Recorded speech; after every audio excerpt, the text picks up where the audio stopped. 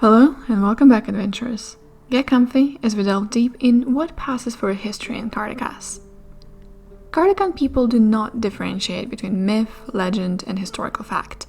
They chronicle their lives in the form of songs and bard's tales, both highly allegorical and written with an eye for the dramatic. Cardigan history begins in the timeless realm of creation myth. Cardigans speak of the first days, when the sun first rose from the mists to reveal the dark and endless forests. Humankind did not exist then, and the beasts that roamed those woods grew huge and wise. Grandfather Wolf was the master of the dark forest, and he spent his days hunting Grandfather Boar. Then, according to the legend, the wolves simply entered a meadow and discovered humans already there. Kartakans claim that their ancestors lived for untold ages as simple farmers and herders, learning music from the sounds of nature. They could not live in communion with nature, instead they learned to respect the wild, hunting or avoiding the beasts of the forests. Humankind and Grandfather Wolf soon became enemies, for both hunted everything else in the dark forests, and each was the only creature that did not fear the other. Nebulous as these creation myths are, Kartakans tell that the era came to an end roughly 250 years ago, when armies of a new human tribe swept and conquered simple Kartakans. Today, Kartakans allege that these invaders hailed from Invidia, and thus call the century that follows the Invidian occupation. According to Kartakan lore, the Invidians were gifted engineers who raised great walls around their settlements to shut out the wolves. They were also brutal and harsh, oppressing native Kartakans, forcing them to labor as slaves and servants. This story is hard to believe, as Invidia and Kartakass never shared a border. The heart of the occupation was Dargak Kip, a dark citadel of stone and timber from which the town of Skald would grow. Crumbling stones written in the century of occupation never specifically identify the outsiders either, instead commonly calling them the Dark Men. By all accounts, the occupation ended rather spectacularly in 613 Barovian calendar, in the emergence of the realm, and was called the Fall of Dargak Keep. The occupying soldiers caught a minstrel in the woods and dragged him to the keep for execution.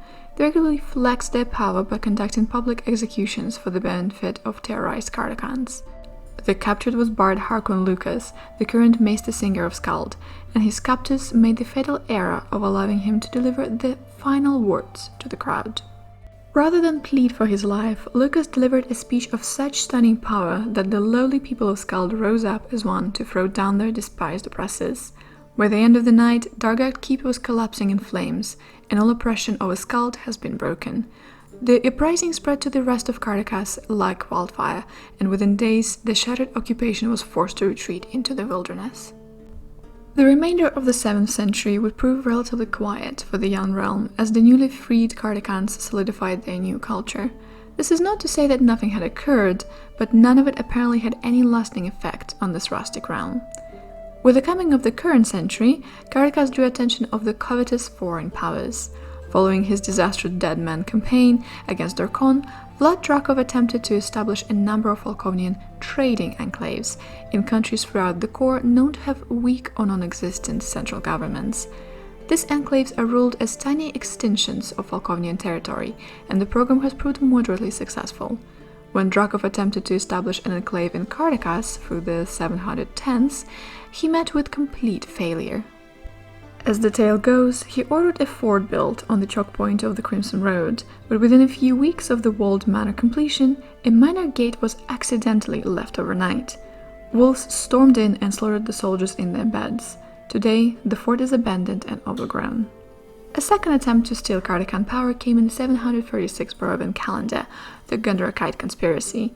Details remain unclear even 20 years later, but the common version holds that Duke Gundar ordered one of his servants, Dr. Henrik Dominiani, to conquer Kartakass with the use of an accursed artifact capable of creating a monstrous army. Dominiani seduced a prominent young Kartakan woman named Akrael of Skald, widely rumored to be one of Lucas's illegitimate children. Dominiani and Akrael conspired to assassinate Harkon Lucas, who at the time was merely a popular bard. Fortunately, a band of heroes foiled the evil plot and forced the conspirators to flee into exile. Foreign tyrants are not the only ones to covet Kartakass. Jean Claes reigned as the maester singer of Harmonia for 20 years, from 717 to 737. Towards the end of his reign, it is widely held that he planned ways to expand his control to all Kartakass. Yet in Harmonia's fateful Maester Singer contest of 737, Maester Singer Cleus faced down a mysterious contender, a masked bard with a glorious singing voice who called himself Sounded Heart. In a cruel twist of fate, he lost his voice in the final round, and people had to choose Cleus again.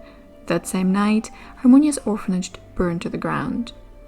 A week later, when Maester Singer Cleus took the stage in Harmonia's amphitheater for his weekly public address, the scorned Sounded Heart returned and revealed a laundry list of Cleus's crimes. Sounded Heart was a local orphan named Casimir. Jean had killed his mother years earlier and put the orphanage to the torch to silence his foe. Then, every witness swears, Casimir attacked Cleus and revealed his most terrible secret. The Maester Singer was a monstrous werewolf, but even that did not stop Casimir from slaying him. As a second runner-up in the singing contest, Casimir declared himself the rightful Maester Singer, supported by Harkon Lucas himself. Casimir ruled Harmonia for a year, and his most significant act revived the floundering ancestral choir cult, declaring it Harmonia's state religion. Before the year was out, though, Maester Singer Casimir was publicly exposed as a werebeast. The most common account holds that Cleus had afflicted Casimir with lycanthropy during their final confrontation. Casimir was forced to flee, and now no one is sure of his fate. Casimir's pet project, the cult of the ancestral choir, managed to survive, but it too has suffered a troubled past. The state church's first high priest was murdered soon after the temple renovations began. The elderly priest's successor, an orphan named Taurus, was pious enough, but little more than a boy, and after apparent demise of his friend Casimir, Taurus threw himself from the cliffs. In the autumn of 742 Barovian calendar, Luther Bedaric, Maester Singer of Skald, penned and publicly performed an original ballad that would prove extremely controversial. Bedaric's epic tragedy, The Soulless Crown, told tale of an elderly grandfather wolf who has lived as a trickster wolf among mankind for so long that he has been tainted by human dreams of power. Grandfather Wolf schemes to conquer mankind entirely, but he is blind to the fact that he has poisoned 2 of his own cubs with this twisted ambition. First, Grandfather Wolf's daughter conspires with the dead man to steal her father's power. In the next act, Grandfather Wolf places his own son in a position of power, but the spiteful child simply uses all his might to strike down against his sire.